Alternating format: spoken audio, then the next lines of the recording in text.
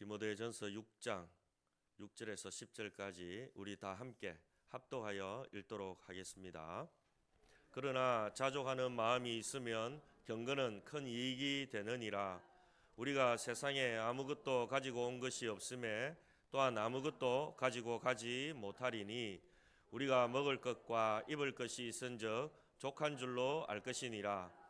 부하려하는 자들은 시험과 올무와 여러 가지 어리석고 해로운 욕심에 떨어지나니 곧 사람으로 파멸과 멸망에 빠지게 하는 것이라. 돈을 사랑함이 일만하게 뿌리가 되나니 이것을 탐내는 자들은 미혹을 받아 믿음에서 떠나 많은 근심으로서 자기를 찔렀도다. 아멘.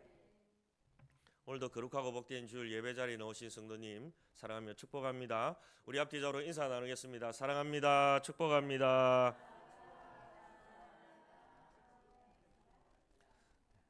한 주간도 잘 지내셨는지 모르겠습니다. 오늘 말씀을 통해서 자족하는 마음을 가지자라는 제목으로 말씀을 전하도록 하겠습니다. 로마 제국 시대의 스토아 학파는 자족이라는 이 개념을 아주 강조했습니다. 그들은 이 현실적으로 볼 때에 여러 가지 재물보다 그리고 흔들리는 상황보다 그들은 마음의 평안을 유지하는 것이 행복이다, 그렇게 가르쳤어요. 아주 나쁜 건 아니죠. 그런데 사도 바울은 이 철학적 개념에서 훨씬 더 성경적 개념으로 들어가게 됩니다. 이 자족이라는 뜻을. 그래서 뭐라고 얘기하냐면 이 사도 바울은 하나님을 신뢰하는 믿음 안에서 가진 자족이다, 이렇게 강조하고 있는 본문이 오늘 본문의 내용입니다. 오늘날 우리 사회를 보면 끊임없이 더 많은 것을 추구하고 더 좋은 것을 추구하면서 부하려고 사는 그런 분위기 속에서 살아가고 있습니다. 그래서 많은 사람들은 열심히 일합니다. 열심히 노력하기도 합니다. 그래서 큰 집에 살고 싶고 큰 차 타고 싶고 또 돈을 더 많이 은행 통장에 넣고 싶습니다. 그것이 나를 지켜줄 것 같고 그것만 있으면 나는 편안히 살 것 같기 때문에 그렇습니다. 그것만 있으면 나는 행복하게 살아갈 수 있다라고 생각하고 있기 때문에 그렇습니다. 그러나 그 끝없는 욕망은요, 사람들을 만족하지 못하게 하는 그런 것을 보게 됩니다. 오히려 더 불안하게 만들고 또 불평하게 만드는 그런 것을 보게 됩니다. 이런 시대에 자족하는 마음을 가지자라는 이런 말씀은 매우 중요한 우리에게 주는 메시지가 되는 것이죠. 성경은 분명히 말합니다. 돈을 사랑함이 일만 악의 뿌리가 된다. 그런데 우리는 돈과 물질을 사랑하는 마음을 쉽게 합리화합니다. 조금 더 있으면 행복해질 텐데 라는 생각을 우리는 늘 사로잡습니다. 없는 것보다 있는 것이 좋겠죠. 그런데 그것이 나의 목적이 되면 안 된다라는 것입니다. 결국 만족은 멀어지고 탐욕만 계속 커지는 것이죠. 그러면 우리는 어떻게 이 문제를 해결해 갈 수 있을까요? 바울이 디모데에게 편지를 쓸 당시 에베소 교회 안에는 부를 추구하면서 신앙을 이용하는 사람들이 많았습니다. 다시 말하면 온전한 신앙생활을 하지 않고 돈을 벌려고 이 신앙생활을 하면서 이용을 했던 사람들이 많았다라는 것입니다. 예수님보다 물질을 더 추구한 사람들이 교회 안에 있었다라는 거예요. 그들은 경건을 이익의 수단으로 삼고 있었습니다. 그래서 바울은 그런 그들에게 경건은 자족하는 마음이 있으면 큰 이익이 된다라고 가르칩니다. 너희들처럼 그렇게 경건을 이익을 위해서 쓰는 것이 아니라 경건은 자족하는 마음으로 이어져야 우리에게 유익이 있다라고 가르치고 있습니다. 다시 말하면 물질적 욕심과 결합될 때 경건은 타락이 되지만 이 경건이 자족하는 마음과 하나가 되어지면 은혜가 되고 하나님을 알아가는 일에 더욱 힘쓰게 된다라는 것을 바울은 가르쳐주고 있는 것입니다. 사랑하는 여러분, 우리도 에베소 교회 성도들과 크게 다르지는 않습니다. 오늘날 이 시대 분위기 보면 대부분이 이는 자본주의에 빠져서 너무 물질을 추구하고 재물을 추구하고 거기에만 집중해 가는 것을 보게 됩니다. 그러나 하나님께서 이미 주신 것에 감사하고 자족할 때 우리는요, 그는 탐욕으로부터 이겨낼 수 있습니다.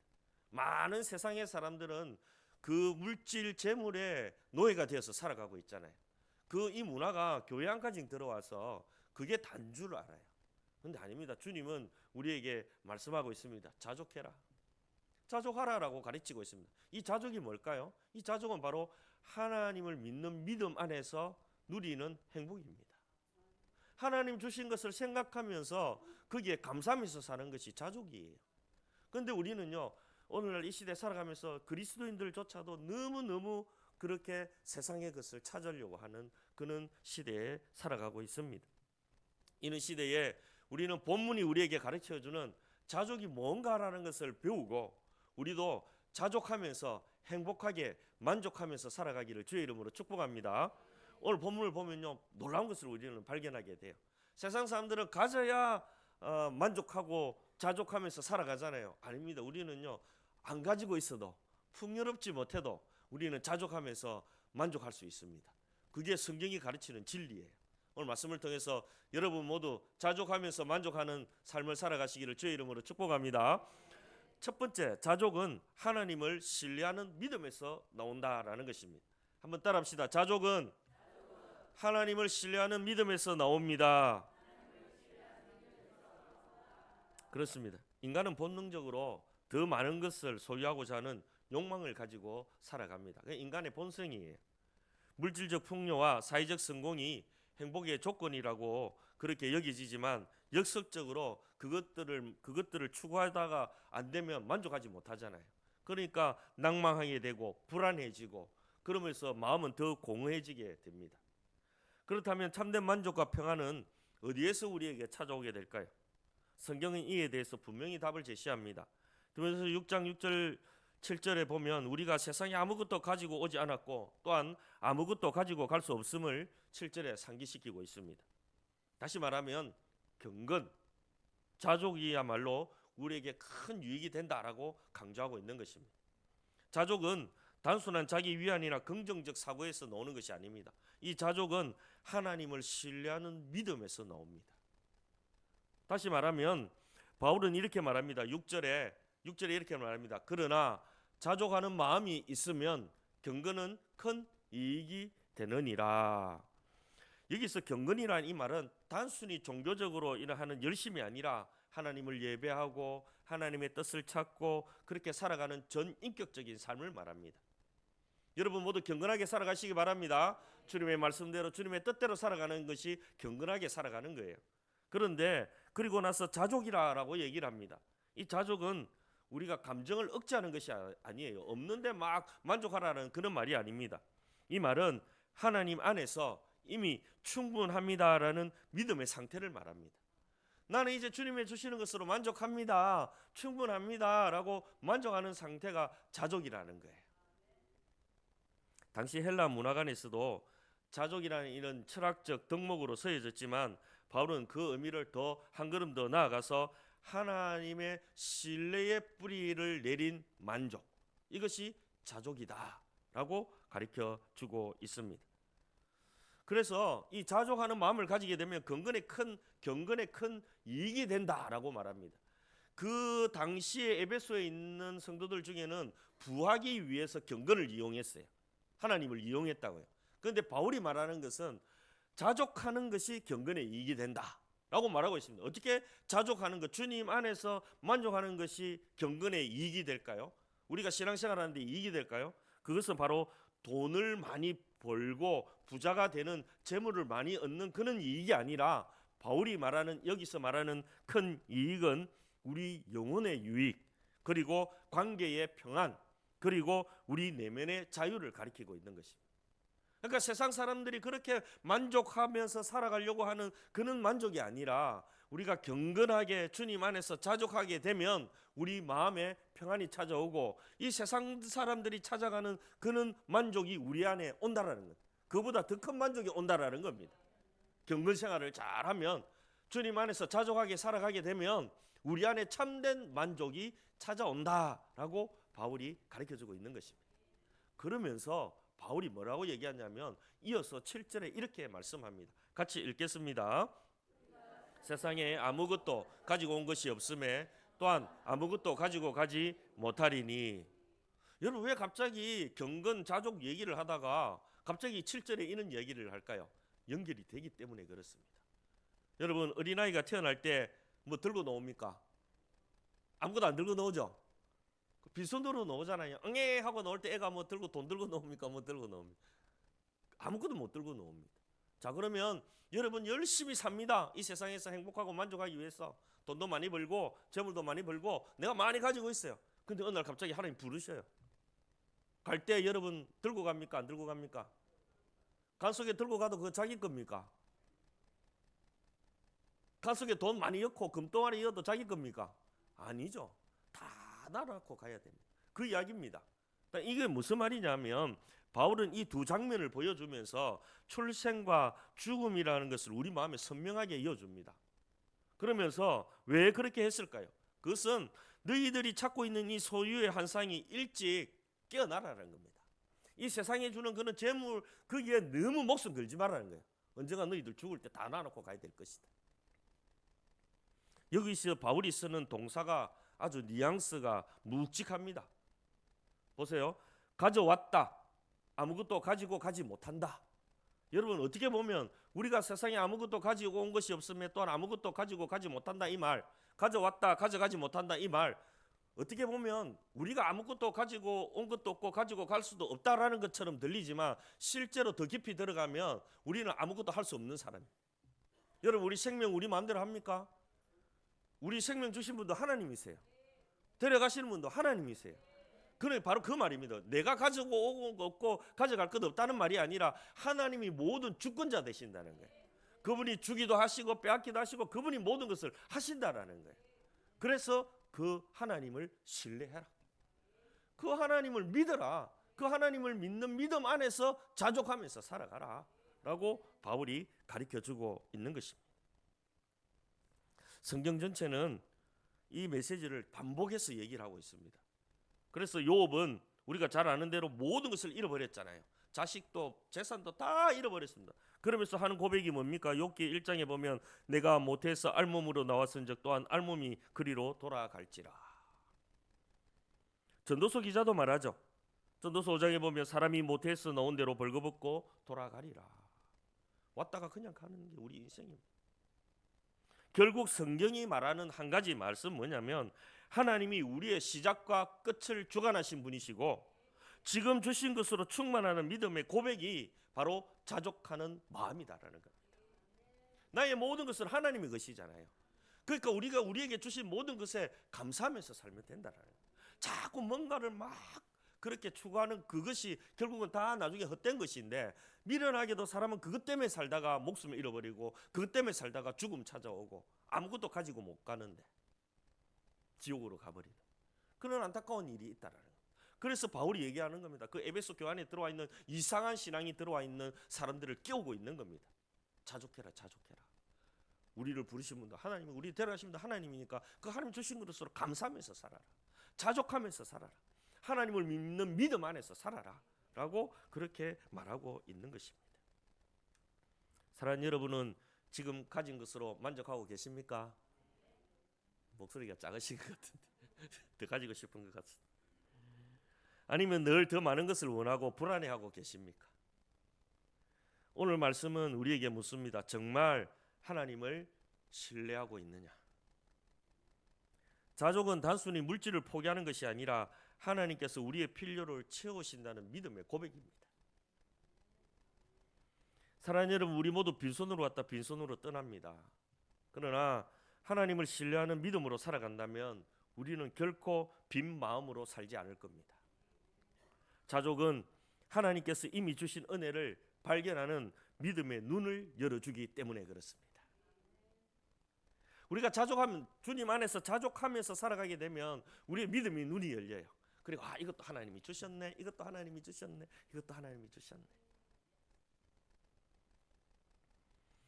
오늘 하루도 주님이 나의 목자시니 내게 부족함이 없으리로다 라는 시편 기자의 이 고백이 여러분의 고백이 되기를 주의 이름으로 축복합니다.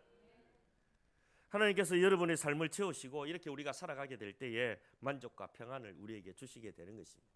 자꾸 없는 것 찾다가 만족하지 못하고 원망하고 불평하다가 그렇게 흘러가는 인생 되지 마시고 나에게 주신 것을 세어보면서 모든 것이 하나님의 것임을 알고 그 안에서 감사하면서 자족하면서 살아가시기 바랍니다. 하나님을 믿는 믿음 안에서 자족은 시작됩니다. 여러분 하나님 믿으십니까? 그러면 그 안에서 자족하면서 살면 되는 겁니다. 여러분 여태까지 굶었습니까? 안 굶었습니까? 지금 잘 먹고 살잖아요. 우리나라 그만큼 잘 먹고 사는 데가 어디 있습니까? 엄청나게 잘 살죠. 엄청나게. 이런 가운데 우리가 해야 할 일은 자꾸 뭔가를 더 막 이렇게 하는 것이 아니라 주님 주신 것 안에서 하나님을 믿는 안에서 믿음을 가지고 자족하면서 살아가시기를 축복합니다. 두 번째, 자족은 감사하는 태도에서 나온다라는 것입니다. 한번 따라합시다. 자족은 감사하는 태도에서 나옵니다. 이 디모데전서가 쓰여질 그 당시에 에베소 교회 안에는 물질적 풍요를 추구하는 사람들이 많았습니다. 그들은 신앙을 통해서 이익을 얻으려고 했어요. 바울은 그런 흐름 속에서 성도들에게 먹을 것과 입을 것이 있으면 족하다라고 가르치면서 기본적인 필요가 채워진 것만으로 감사할 수 있다라고 가르치고 있습니다. 오늘 본문 8절에 바울은 이렇게 말합니다. 같이 읽습니다. 우리가 먹을 것과 입을 것이 있은즉 족한 줄로 알 것이라. 아멘. 여기서 핵심 단어는 뭘까요? 1. 먹을 것, 2. 입을 것, 3. 족한 줄로 아는 것. 와, 대단하신 영감이십니다. 어떻게 이렇게 잘 맞추시는지. 예. 여기서 족하다라는 말은 아주 핵심 단어예요. 이 단어는 단순히 이 정도면 되어서라고 만족하는 것이 아닙니다. 이 헬라어로 풀어보면 이 말은 뭐냐면 충분하다. 나는 이 정도 만족한다. 이 정도면 넉넉하다. 라는 그런 말입니다. 다시 말하면 먹을 것 있고 입을 것 있으면 나는 충분합니다. 그런 뜻입니다. 그게 자족이라는 거예요. 바울은 최소한의 생존만 가능하면 참아라라고 말하는 것이 아니라 하나님께서 주신 것으로 충분하다라는 믿음의 고백을 강조하고 있는 것입니다. 또한 먹을 것, 입을 것이라는 이 표현은 기본적인 생활 조건이죠. 그러니까 이것을 통해서 하나님께서 우리의 기본적인 필요를 채워주신다면 그것만으로도 감사할 이유가 된다라는 겁니다. 사람의 의식주가 해결되면 그거보다 뭐 다른 거 필요 없잖아요. 이거 세 개만 잘 되어도 우리는 살잖아요. 안 그렇습니까 여러분? 먹으면 살아요 못 살아요? 살죠. 입을 것 있으면 살잖아요. 이 추운 겨울에도 입은 여러분 오늘 집에 가가지고 장롱 한번 열어보세요. 안 입는 옷이 얼마나 많은 거.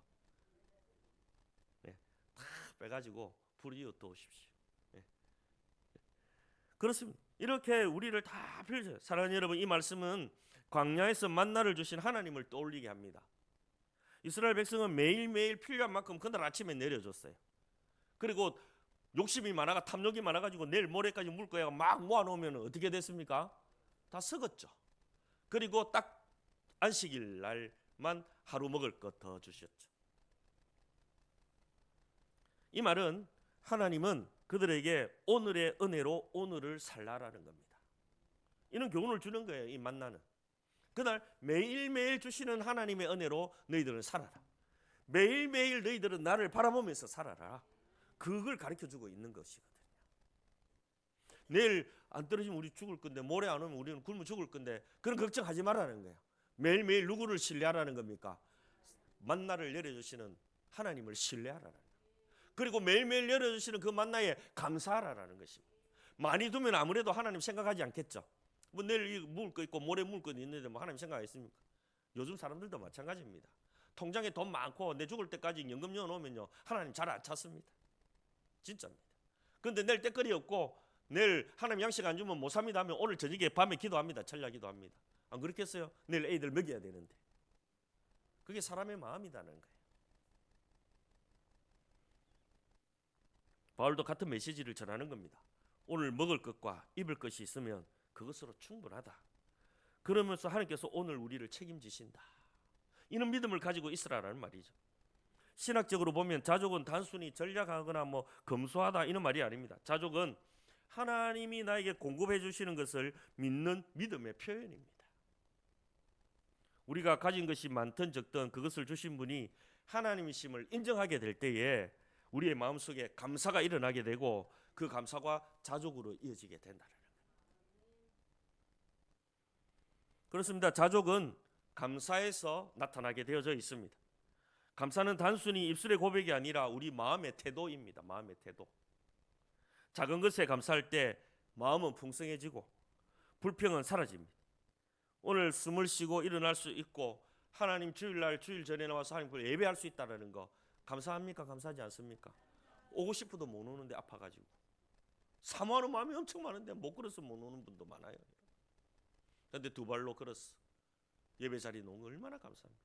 저는 이 말씀을 준비하면서 나에게 주시는 말씀입니다. 항상 저는 말씀 준비하면서 나에게 주시는, 제가 먼저 은혜 받고 여러분 주거든요. 왜냐하면 일주일 동안에 그런 생각을 했어요. 돌아오면서 제 생각을 좀 돌아본 거죠. 8년 여기 와서 있으면서 지금의 이 모습들을 보면서 저 하나님의 놀라우신 은혜인 거예요. 성구영신 예배 드릴 때마다 하나님의 은혜가 1년 동안 흘러넘쳤고, 근데 왜 나는 자꾸만 왜 그렇게 기뻐하지 못하고 감사하지 못하고 왜 이래 살았을까? 이걸 돌아보면서 그래, 말씀을 전하기 전에 내가 먼저 일주일 동안 감사해 봐야지. 근데 막 감사를 하니까 그동안에 약간 잃어버렸던 뭐가 찾아졌을까요? 기쁨과 웃음이 찾아지고 입술에서 찬양이 흘러나오기 시작했어요. 여러분, 이게 바로 하나님 우리에게 주시는 메시지예요. 자족하고 있는 것에 감사하면 찬양이 흘러나옵니다. 그런데 자꾸만 뭔가를 탐욕이 생기게 되면 우리를 파멸로 이끌고 가요. 옛날 한국 전통 마을에서는 큰 부자가 아니더라도 밥상에 된장찌개와 김치만 있어도 감사한다는 마음으로 살아가는 문화가 있었대요. 큰 부잣집이 아니라도 그냥 된장찌개 김치만 있어도 감사합니다라는 그런 문화가 있었대요. 이웃과 나누는 가정, 그리고 작은 것에 만족하는 태도가 삶을 풍요롭게 했다고 합니다. 당시 사람들은 물질적 풍요보다 함께 웃고 나누는 관계에서 깊은 행복을 느꼈기 때문에 그렇습니다. 제가 사는 어릴 때만 해도 지금보다 훨씬 못 살잖아요. 엄청 못 살죠. 그때만 해도 흰쌀밥 먹기 힘들었습니다. 학교 갈 때 도시락에 보리밥이 반 이상이었습니다. 그리고 김치, 그리고 조금 좋은 날에는, 기분 되게 좋은 날에는 계란말이. 그리고 어쩌다 고등학교 때는 보면 밥 중간에 계란 후라이 하나 이어지고, 왜 위에 덮어놓으면 못된 애와가 다 뺏어 먹고, 중간에 이어놔야 모르니까. 그런 시대가 있었거든요. 그런데 그때도 보면 이웃에 보면 꼭 옆에 이웃집하고 다 알아요. 동네가 요즘처럼 아파트가 이래 안 하니까. 그러니까 다 집집마다 누가 살고 누구 집 아들인지 다 알잖아요. 그러면 엄마가 집에서 뭘 맛있는 거 좀 만들면 옆집에 좀 갖다 주고 온나. 갖다 주고 오면 꼭 빈 그릇 안 들고 옵니다. 그 집에서도 뭔가 또 해가 또 주고. 그게 깊은 감사가 넘치고 기쁨이 넘치고 행복이었거든요. 오늘날 그런 기쁨은 없잖아요. 많이 누리고 있고 많이 가지고는 있는데 그런 관계 속에서 오는 기쁨은 잘 못 누리는 것 같아요. 그 당시 사람들은 물질적 풍요보다 이 관계 속에서 오는 행복, 작은 것에 감사하는 행복이 더 컸기 때문에 그렇습니다. 바울이 당긴 6장 8절에 말한 것처럼 먹을 것 입을 것 있은즉 족한 줄로 알아라는 말씀은 바로 이런 태도를 나타내는 것입니다. 자족은 풍요로운 조건에서 오는 것이 아니라 주어진 은혜에 감사하는 태도에서 옵니다. 이래 좋은 말은 좀 적어 놓으세요. 자족은 풍요로운 조건에서 오는 것이 아니라 주어진 은혜에 감사하는 태도에서 옵니다. 혹시 적기 힘드시면 우리 유튜브 올라가니까 또 들으시면서 적으시면 돼요. 이런 말씀들은 마음에 좀 새겼으면 좋겠어요. 풍요로운 조건에서 오는 것이 아니라 하나님의 은혜를 기억하며 감사하는 데서 자족하는 마음은 찾아오게 되어져 있습니다. 그런데 오늘날 우리는 끊임없이 더 많은 것을 요구하는 사회 속에 살아가고 있습니다. 스펙을 원하고 더 많은 것을 원하고, 그리고 경쟁 속에서 그걸 없으면은 취직도 안 되고, 그러니까 막 젊은 사람들이 늘 막 공부에 파묻혀 있어요. 스펙 쌓으려고 영어 막 이런 거 한다고 다 필요하죠. 근데 그게 다가 아니다라는 거예요. 더 좋은 집, 더 좋은 차, 더 좋은 자리, 정작 그런 것들 돌아보면 이미 필요한 것들은 다 우리에게 채워져 있습니다. 예를 들면 직장에서 힘든 하루를 보내고 집에 딱 들어왔는데 따뜻한 밥 한 그릇과, 저도 된장찌개 억수로 좋아하거든요. 된장찌개 두부 딱, 다른 거 많이 들어가는 거 별로 안 좋아해요. 무 두부만 들어가면 제일 좋아해요. 그래가지고 조그만 종기 해가지고 김치랑 딱 넣으면요, 저는 베리 굿. 뭐 생선 뭐 이런 거 없어도 그냥 그것만 딱 있으면, 그다가 계란말이 딱 해갖다 올라오면 베리 굿. 예, 우리 목사님 좋아한다고 한 번씩 계란 그 말이도 좀 해주세요, 봉사부에서. 예? 계란 한 두세 판만 사면 전 교인들 다 먹을 수 있어요. 다음 주에 놀란가 모르겠네. 그런 기쁨이 있잖아요. 그런 감사하는 일들이 있어지는 겁니다. 그런 것을 보게 되면 가족의 웃음소리, 친구들의 대화, 그리고 주일날 일에 와서 우리가 함께 예배드리면서 기쁨을 나누는 것, 이런 게 얼마나 감사의 조건이 됩니까? 세상 사람들은 누릴 수 없는 기쁨이잖아요. 예, 그런 기쁨을 누리는 것이 바로 자족하는 우리의 마음이다. 자족은 없는 것을 참는 것이 아니라 이미 있는 것에 감사하는 겁니다. 불평 대신 감사의 제목을 적어서 내려갈 때 마음은 점점 평안해지고 삶은 가벼워집니다.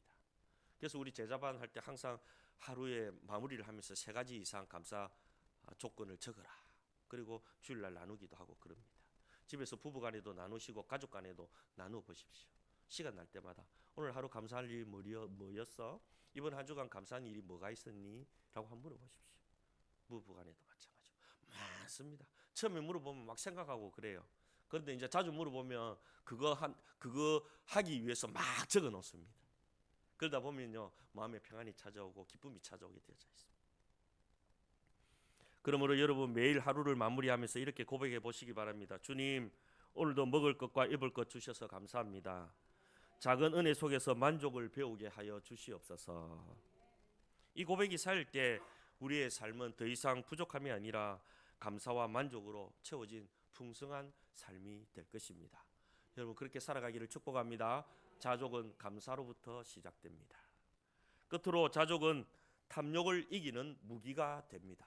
한번 따라합시다. 자족은 탐욕을 이기는 무기가 됩니다. 우리가 자족을 믿음으로 시작하고 또 감사로 시작하는 것도 중요하지만 더 중요한 것은 이는 탐욕을 이기는 영적 무기가 바로 자족이다라는 겁니다. 오늘 본문 9절에 이렇게 말씀합니다. 같이 읽습니다. 부하려 하는 자들은 시험과 올무와 여러 가지 어리석고 해로운 욕심에 떨어지나니 곧 사람으로 파멸과 멸망에 빠지게 하는 것이라. 아멘. 부하려 하는 자들, 다시 말하면 탐욕자들에게 시험과 올무라라고 있습니다. 이 표현은요, 당시 사람들이 사냥할 때 덫을 놨거든요. 그 덫은 겉으로 볼 때는 덫인지 잘 모르잖아요. 그런데 그 덫에 딱 잡혀버리면 어찌 됩니까? 자유도 아무것도 없어지는 것이죠. 그것처럼 이렇게 시험과 올무에 빠진다라는 겁니다. 함정에 빠진다는 거예요. 그와 같은 것이 탐욕이다라는 겁니다. 처음에는 달콤해 보이고 조금 가지면 행복에 걸 것 같아요. 왜 덫에 걸립니까? 덫 안에 뭐가 있습니까? 먹이가 있잖아요. 그 동물들이 그걸 먹으려고 들어가다가 덫에 딱 걸려버리거든요. 탐욕이 그렇다는 거예요. 처음에는 행복하는 것 같아요. 조금 가지고 많아지면. 그런데 결국은 우리를 묶어버린다는 거예요. 돈의 노예를 만들어버린다는 거예요. 자유를 빼앗아버린다는 거예요. 그리고 바울은 이어서 10절에 그렇게 얘기를 합니다. 돈을 사랑함이 악의 일만하게 뿌리가 된다. 여기서 중요한 것은요, 돈 자체가 아니라 돈을 사랑하는 마음을 말하는 겁니다. 돈은 중요한 거예요. 돈이 있어야 살지. 그런데 돈을 사랑하면 안 돼요. 주님보다. 그것이 문제인 겁니다. 헬라 원문에 보면 돈을 사랑함이라는 이 단어는 단순히 돈을 좋아하는 뜻을 넘어 돈을 삶의 중심에 두고 의지하는 태도를 말합니다. 돈을 사랑한다는 이 말은 이 돈이 내 삶의 중심에 서가 있고 나는 이 돈 없으면 나는 못 삽니다라는 겁니다. 그 마음의 태도를 말하는 거예요. 바울은 그것이 모든 악의 뿌리라고 단호하게 말하고 있습니다. 여러분의 중심의 마음에 뭐가 지금 자리 잡고 있습니까? 예수님이십니까? 하나님의 말씀입니까? 아니면 돈입니까?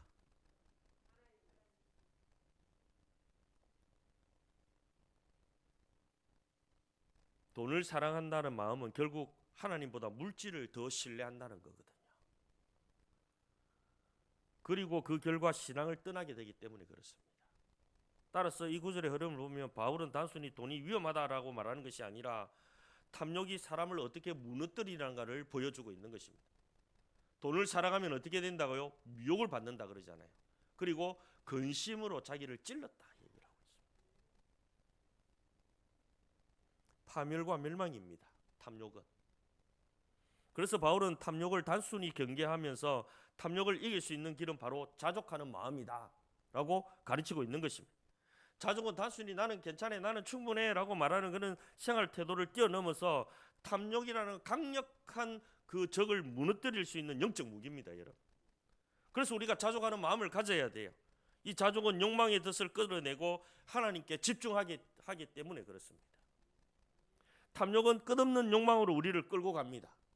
하지만 자족은 그 욕망을 꺾고 하나님께서 이미 주신 은혜를 붙잡게 하는 겁니다. 하나님을 믿는 믿음을 가지고 있으니까, 모든 것이 하나님으로부터 왔다라는 믿음이 있으니까, 자족하는 마음이 있으니까 감사하게 되고, 그리고 더 많은 것을 탐욕을 품지 않게 되는 것이죠. 그래서 이 자족은 탐욕을 이기는 영적 무기입니다. 그래서 여러분 마음속에 이 자족하는 마음이 충만하기를 주의 이름으로 축복합니다. 자족은 믿음의 고백입니다. 그리고 감사의 태도입니다. 그리고 탐욕을 이기는 영적 무기입니다. 탐욕은 우리를 시험과 올무에 빠뜨리게 만들지만 자족은 우리를 그 덫에서 지켜줍니다. 오늘 하루도 주님, 지금 것으로 충분합니다. 하나님 주시는 것으로 만족합니다. 주님 내게 베풀어 주신 은혜에 감사합니다 라고 날마다 고백하면서 살아가시기 바랍니다. 그러면 하나님께서 여러분을 지켜주시고 여러분의 입을 것 먹을 것 다 주시고 여러분의 필요를 채워주실 줄 믿습니다. 말씀을 정리합니다. 오늘 우리가 살펴본 말씀은 자족하는 마음을 가지자라는 주제였습니다. 자족은 단순히 전략하는 생활 태도가 아니라 하나님을 신뢰하는 믿음에서 시작되고 감사하는 태도로 나타나며 그리고 탐욕을 이기는 영적 무기가 된다는 사실을 꼭 기억하시기 바랍니다. 사랑하는 여러분, 우리는 빈손으로 세상에 왔다가 빈손으로 떠나가게 됩니다. 그러나 하나님을 신뢰하는 믿음으로 자족하는 마음으로 우리가 살아간다면 이미 우리는 하나님이 우리에게 주신 그 은혜를 발견할 수 있는 믿음의 눈을 열게 될 것입니다. 그리고 우리는 불안 대신에 평안해질 것입니다. 그리고 불평 대신에 우리는 만족하면서 살아가게 될 것입니다. 이것이 하나님이 우리에게 주시는 자족하는 마음입니다. 한번 따라합시다. 하나님을 신뢰하는 믿음을 가지고 삽시다. 하나님의 주신 은혜에 감사하며 삽시다. 탐욕을 물리치고 자족하며 살아갑시다. 오늘 말씀을 통해서 여러분의 마음속에 이는 자족하는 마음이 충만하기를 주의 이름으로 축복합니다. 탐욕이 떠나가기를 축복합니다.